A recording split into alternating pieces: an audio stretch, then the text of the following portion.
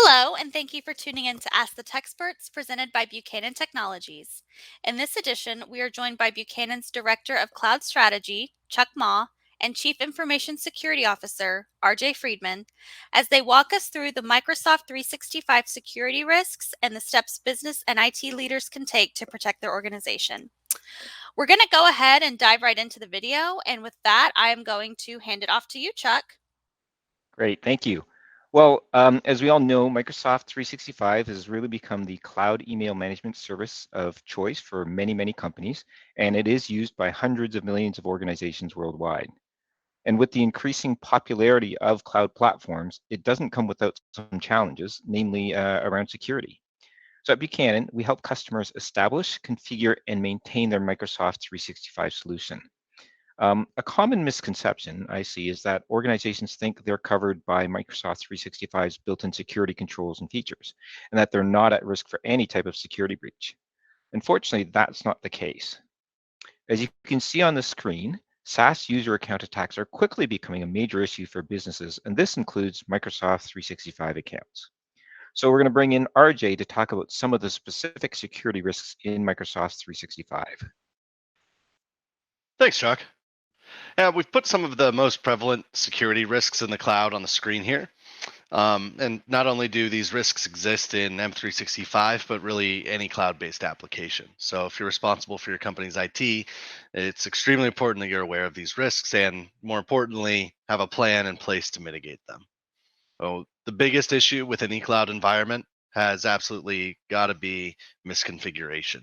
In fact, the other risks that you see here, one can argue, are all subset of misconfiguration or a result of misconfiguration itself. Misconfiguration is when you, let's say, move to the cloud and you maybe just keep your settings as default. You don't go in and configure the individual security settings appropriately or to best practices or benchmarks standards. You'll hear it framed a couple of different ways. One simple example of this is that you might have a setting for authentication, which is one of the other risks, that makes sure that you have multi-factor authentication on for all administrator accounts. If that's misconfigured and you're not actually enforcing multi-factor authentication, that's a big problem in an organization. That brings us to authentication, which I just mentioned. You need to make sure with the 365 environment that you are having users properly authenticate, preferably through a multi-factor authentication source from a third party that covers a lot of your other applications in the cloud as well, or you're using Microsoft's built-in authentication. Access levels. Making sure that your access levels are properly configured, making sure that you don't have everybody coming in as an administrator, for an example. That would be very risky and harmful to an organization. Weak passwords. You would be surprised how often this still comes up, even in 2021. Going into 2022, we see a lot of accounts still with admin as the username and the password. A lot of people using very simple passwords with only a few characters in them. This, again, goes back to the misconfiguration piece. It's very easy to go in and set minimum standards for your passwords across your organization. I highly recommend everyone doing that right after this call. And visibility. Not having enough visibility, not having logs configured correctly can be very harmful in the long run and make the job of an incident responder a lot more difficult for your organization should you incur a breach and need to bring in an incident response team. Making sure that you have the proper visibility in the first place is very important in making sure that if there is an incident, it's kept short. Now, speaking of visibility, a lot of times the best place to start with gaining visibility is looking at the settings that you currently have configured and how they compare to best practices. And so the way that we do that for our clients is called Buchanan's Microsoft 365 Security Assessment. All we do is we'll go in and we'll scan the settings within your environment and we'll compare them to the Center for Internet Security's best practices and the baseline standards, which they recommend that your 365 environment adheres to. And it covers a few main areas. So account and authentication. This is going to be the multi-factor type settings and everything associated with account and authentication.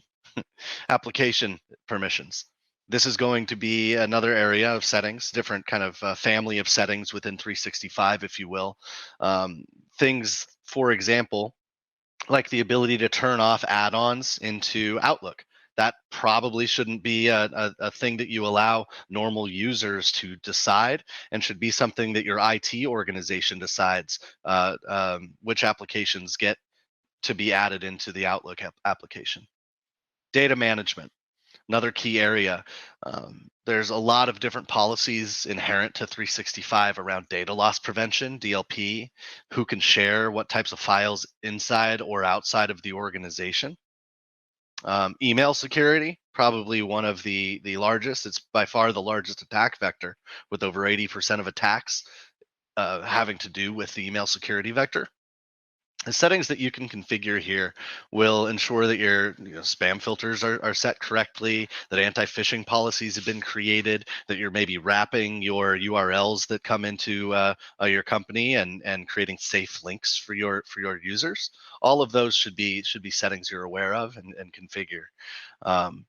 Auditing and storage, right? So both of these are very important as well.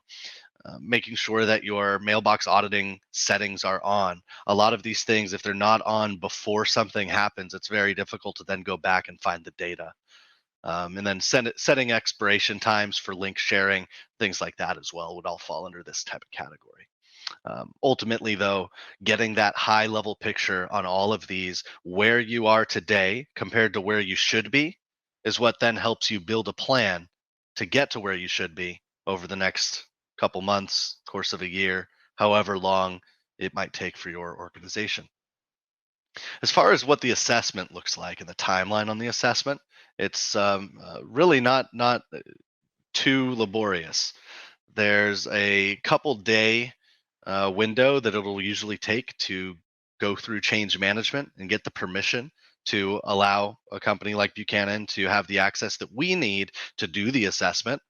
But then on our end, actually doing the assessment only takes half a day or so. And we analyze the report and would meet with you and go over those recommendations. One of our virtual chief information security officers would go over the recommendations with you and answer any questions that you might have. Well, why is a password policy important? We should maybe all know that on this call, right? But there are a number of more in-depth settings within 365 that you might have questions about as to its efficacy and importance. As far as what the deliverables look like, what we would do is put together a report. That report would include a description of the control that we're recommending is on. So for example, we right here on this screen are looking at one of the very first ones, the first one, which is ensuring multi-factor authentication is enabled for admins. So it has the description of it. What does that mean? What type of admins are we talking about? It then tells you what type of license is applicable, in this case, E3 level 1. The rationale, right? Why is this important? We're putting that in our report for you, as well as explaining on the call if you have the questions. And any remarks that we may have found within your environment. For example, this environment which we scanned, 3 out of the 9 users were registered and protected, meaning 6 were not. Having 6 of your admins without MFA turned on is hazardous. And as for the final deliverable, which we will give you in the report, we have the remediation. This is all of the steps that you'll need to go ahead and remediate all of the issues that we found with your 365 settings. However, I know this is a lot of work sometimes. So, Chuck, we're able to help customers out with this, are we not? Absolutely.